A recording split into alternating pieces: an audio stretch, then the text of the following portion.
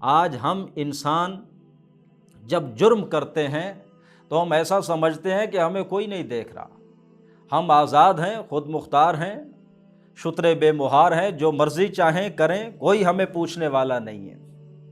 اور یہ ہماری جو مینٹلٹی ہے، اس کے ساتھ اس آیت کو پڑھیے، ان ربک لبالمرصاد، بلا شبہ تیرا رب تو گھات لگائے بیٹھا ہے۔ ایسے مت سمجھو کہ جو کچھ تم کرتے رہو گے تمہیں پوچھا نہیں جائے گا۔ اعوذ باللہ من الشیطان الرجیم۔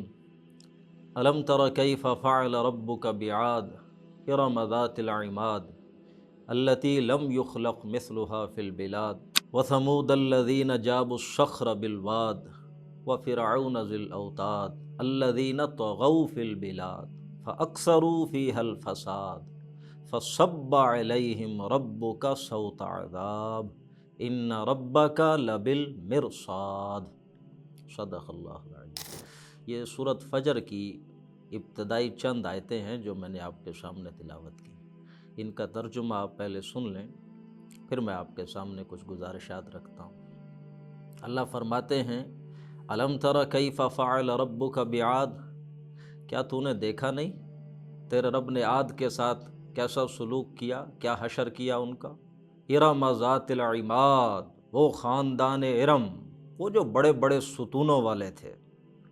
التی لم یخلق مثلها فی البلاد، وہ تو ایسے تھے کہ جن کی مثال پھر شہروں میں اللہ نے پیدا ہی نہیں کی، ویسے پھر اللہ نے نہیں بنایا۔ وثمود الذین جابوا الصخر بالواد، اور قوم سمود جو پہاڑوں کو تراش کر گھر بنایا کرتے تھے، اور جن کے گھر ابھی بھی موجود ہیں مدائن صالح میں، لوگ جاتے ہیں دیکھتے ہیں۔ تیرے رب نے کیا حشر کیا ان کا۔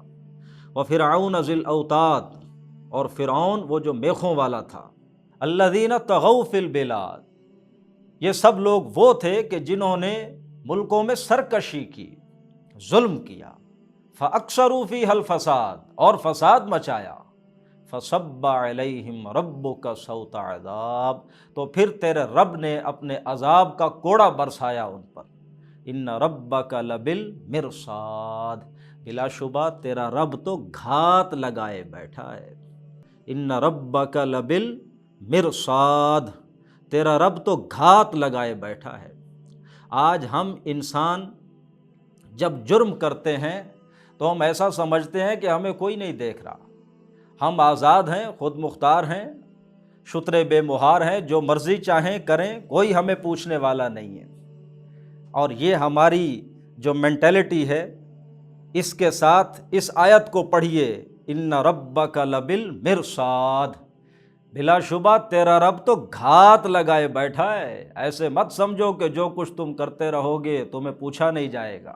آج کا جو منظرنامہ اب ہم دیکھ رہے ہیں، کیلیفورنیا کے اندر آگ لگی ہے، اور آگ بھی ایسی کہ جس نے کم و بیش 1,80,000 لوگوں کو متاثر کیا ہے، اور 37,000 ایکڑ ایریے پر وہ پھیلی ہوئی ہے، اور ابھی تک رکی نہیں ہے۔ امریکہ کے اندر کیلیفورنیا میں ہالی ووڈ کا جو علاقہ ہے وہاں پر، یہ وہ امریکہ ہے کہ جو تقریباً پچھلے پورے 1 سال سے 7 اکتوبر کے بعد سے جو بھی یہ غزہ کے اندر جنگ جاری ہے حماس اور اسرائیلیوں کی، مکمل سپورٹ کر رہا ہے پچھلے 1 سال سے۔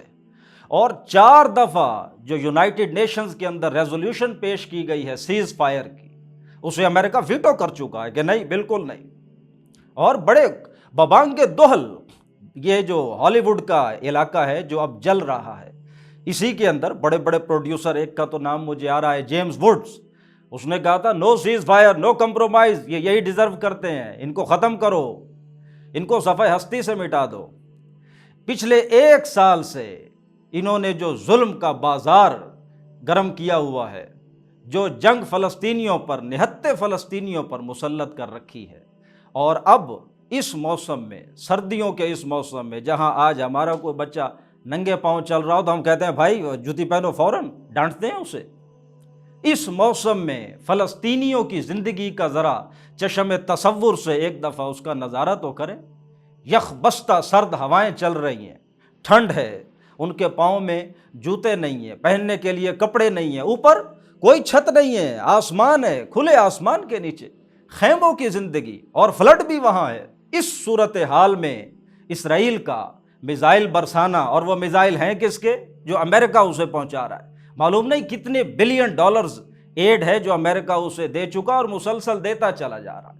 یہ ساری جنگ جو اسرائیل نے غزہ کے فلسطینیوں پر مسلط کر رکھی ہے صرف امریکہ کی شہ پر، یہ ہے اس کا سٹانچ سپورٹر جو اسے سب کچھ فراہم کر رہا ہے، ملٹری ایڈ بھی، ویپنز بھی، اور ویسے پتہ نہیں کیا کیا کچھ اسے دے رہا۔ تو اللہ جو ابھی میں نے آپ کو آیت سنائی، ان ربک لبالمرصاد، بلا شبہ تیرا رب گھات لگائے بیٹھا ہے، ایسا مت سمجھو کہ تم ظلم کرو گے اور بچ جاؤ گے۔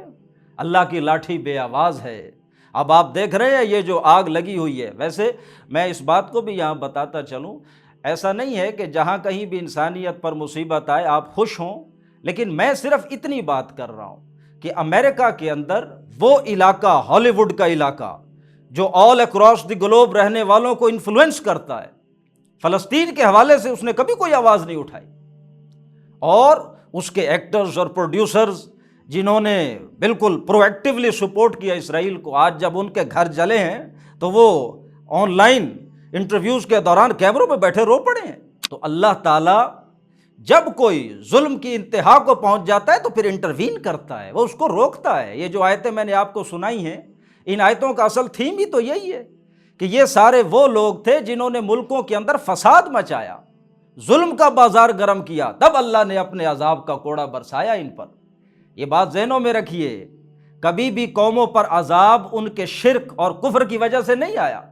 جنہوں نے کفر کیا، جنہوں نے شرک کیا، اللہ نے تو واضح طور پر کہہ دیا ان کے لیے میں نے جہنم تیار کی ہے۔ دنیا میں جب بھی عذاب آیا ہے قوموں پر ان کے ظلم کی وجہ سے آیا، اور اللہ تعالیٰ تو اسے تو عذاب اور سزا دینے کے لیے اسے تو وہ محتاج تو نہیں ہے، وہ تو کئی شکلیں ہیں، اس کے کئی لشکر ہیں، وہ جس طرح بھی چاہتا ہے عذاب مسلط کر دیتا ہے۔ امریکہ کو چاہیے کہ اب اسرائیل کی اس ظالمانہ سپورٹ سے فوراً باز آ جائے اور فلسطینیوں کی زندگی کو دوبارہ بحال کرے۔ فلسطینی جن کو بچے، معصوم بچے، اللہ کے رسول کا فرمان ہے صلی اللہ علیہ وسلم، من عادی لی ولیا فقد آذنتہ بالحرب۔ اللہ فرماتے ہیں، اللہ کے رسول نے کہا، اللہ فرماتے ہیں، یہ حدیث قدسی ہے کہ جس نے بھی میرے دوست کے ساتھ دشمنی کی، اللہ فرما رہے ہیں من عادی لی ولیا، جس کسی نے میرے دوست کے ساتھ دشمنی کی، فقد آذنتہ بالحرب، تو میرا اس کے خلاف اعلان جنگ ہے۔ کتنے ہی معصوم بچے جو اسرائیل کی اس بمباری کے نتیجے میں ہلاک ہوئے، وہ معصوم کلیاں، ان کی اللہ کے ساتھ کیا دشمنی؟ ان سے بڑھ کر اللہ کا دوست اور کون ہوگا؟ تو تم نے ان ننھے منھے معصوم بچوں پر بمباری کی، اللہ تعالیٰ کے دوستوں کے ساتھ جنگ کی، تو اللہ تعالیٰ کے قول کے مطابق اب اللہ کی طرف سے بھی اعلان جنگ ہے۔ اس سے بچنے کا امریکہ کے لیے واحد راستہ یہ ہے کہ وہ فوراً فلسطین کے اندر جو جینوسائیڈ چل رہا ہے اسرائیل کی طرف سے، یک طرفہ جو جنگ چل رہی ہے، اس پر سیز فائر کرو۔